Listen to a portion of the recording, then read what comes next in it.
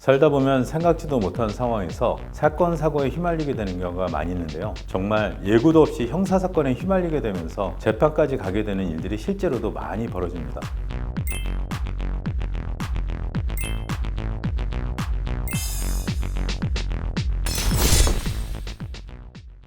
안녕하세요.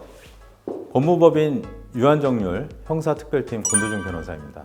오늘은 상장회사의 임직원이나 주주가 공시되지 아니한 주요 정보를 이용하여 보유주식을 처분하거나 취득한 경우에 자본시장의 공정성을 침해했다고 처벌받는 자본시장법 위반 범죄에 대해 살펴보겠습니다. 자본시장법, 즉 자본시장과 금융투자업에 관한 법률은 제4편에서 불공정 거래의 규제를 기술하고 있는데, 그 중에서 오늘은 제174조 미공개 중요 정보 이용 행위에 관하여 보겠습니다. 미공개 중요 정보 이용에 대해 살펴보겠습니다. 이는 크게 두 가지 유형으로 나뉩니다. 제1항은 상장 법인의 업무 등과 관련된 미공개 중요 정보를 특정 증권 등의 매매, 그 밖의 거래에 이용하거나 타인에게 이용하게 하는 행위에 관하여 규정하고, 제2항은 주식 등에 관한 공개 매수의 실시 또는 중지에 관한 미공개 정보를 그 주식 등과 관련된 특정 증권의 매매, 그 밖의 거래에 이용하거나 타인에게 이용하게 하는 행위에 관하여 규정합니다. 이 중 제2항인 주식 등에 대한 공개 매수는 일상적이지 않은 이벤트이므로 오늘은 제1항의 상장법인의 업무 등과 관련된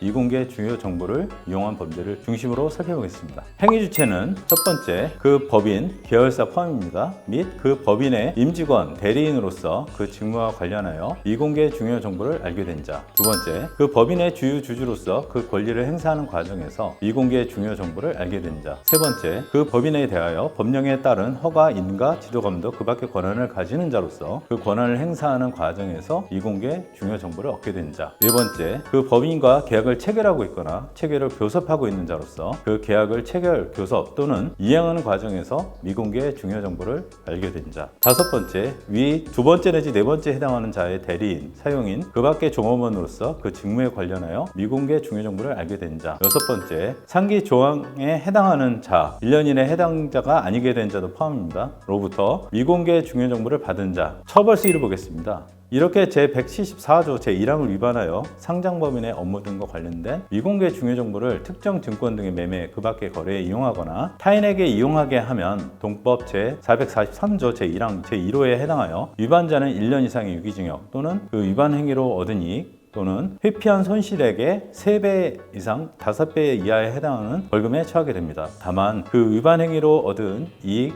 또는 회피한 손실액이 없거나 산정에 곤란한 경우 또는 그 위반 행위로 얻은 이익 또는 회피한 손실액의 5배에 해당하는 금액이 5억 원 이하인 경우에는 벌금액의 상한액을 5억 원으로 합니다. 그럼 구체적으로 여러분께서 궁금하신 구성요건에 대해 살펴보겠습니다. 구성요건은 첫째, 앞서 본 행위 주체를 보면 해당 법인의 임직원, 주주뿐만 아니라 해당 법인과 거래하는 거래 상대방이나 외부 용역회사, 금융감독원이나 증권거래소 등 관할 기관 등을 모두 아우르고 있습니다. 마지막 행위 주체로서 이들로부터 정보를 수령한 자도 포함되어 있습니다. 따라서 결국은 모든 사람이 행위 주체가 될 수 있는데, 죄형 법정주의에 따라서 마지막 행위 주체인 이들로부터 정보를 수령한 자로부터 다시 정보를 수령한 자는 행위 주체가 되지 않습니다. 이를 2차 정보 수령죄라고 합니다. 즉, 떠도는 소문에 해당하거나 출처가 명확하지 않은 정보를 수령한 자는 처벌하지 않는다는 것입니다. 둘째, 미공개 중요 정보가 무엇인지 중요합니다. 법 제174조 제1항은 미공개 중요 정보를 투자자의 투자 판단에 중대한 영향을 미칠 수 있는 정보로서 대통령령으로서 정하는 방법에 따라 불특정 다수인이 알 수 있도록 공개되기 전의 것이라고 정의합니다. 이에 관하여 시행령 제201조 제2항은 해당 법인 또는 그 법인의 자회사가 다음 각호의 어느 하나에 해당하는 방법으로 정보를 공개하고 해당 호에서 정한 기간이나 시간이 지나는 것을 말한다. 이랑 법령에 따라 금융위원회 또는 거래소에 신고되거나 보고된 서류에 기재되어 있는 정보, 그 내용이 기재되어 있는 서류가 금융위원회 또는 거래소가 정하는 바에 따라 비치된 날로부터 1일, 이항 금융위원회 또는 거래소가 설치 운영하는 전달 매체를 통하여 그 내용이 공개된 정보, 공개된 때로부터 3시간입니다. 3항 그 외 신문, 방송, 연합뉴스 수사를 통하여 그 내용이 게재되거나 제공된 때로부터 6시간이라고 규정합니다. 즉, 투자자의 투자 판단에 중대한 영향을 미칠 수 있는 정보라면 중요 정보라고 보는 것이고, 위 기간이 지나야 불특정 다수인이 알 수 있도록 공개된 것이라고 봅니다. 즉, 공시되자마자 거래 행위를 하더라도 위 시간 내라면 미공개 정보 이용 행위가 됩니다. 셋째, 이용 행위가 무엇인가, 그리고 그것이 금전적인 이득을 얻었을 것을 의미하는지 등에 관하여 보겠습니다. 이용 행위에 관하여 법 제114조 제1항은 특정 증권 등의 매매, 그 밖의 거래에 이용하거나 타인에게 이용하게 하는 행위라고만 규정하고 있는데, 이는 일반적이고 포괄적으로 이용하는 행위를 판단하겠다는 취지입니다. 한편 법 제433조 제1항은 위반 행위로 얻은 이익 또는 회피한 손실을 범죄 구성 요건의 일부로 삼아 그 가액에 따라 형을 가중하고 있으므로 악재성 미공개 중요 정보를 이용하여 주식을 매도하여 손실을 회피한 경우에도 처벌하게 됩니다. 체크 포인트를 말씀드리겠습니다. 이상을 종합하면 미공개 중요 정보를 이용하여 주식 거래를 한 경우로서 피의자가 된 경우에는 첫 번째, 자신이 2차 정보 수령자에 해당되지 않는지 여부, 두 번째, 해당 정보가 미공개 정보인지, 세 번째, 일반적인 투자자의 투자 판단에 영향을 미칠 만한 중요한 정보에 해당하는지, 네 번째, 위반 행위로 얻은 이익 또는 회피한 손실액이 얼마인지 등을 세세하게 검토할 필요가 있습니다.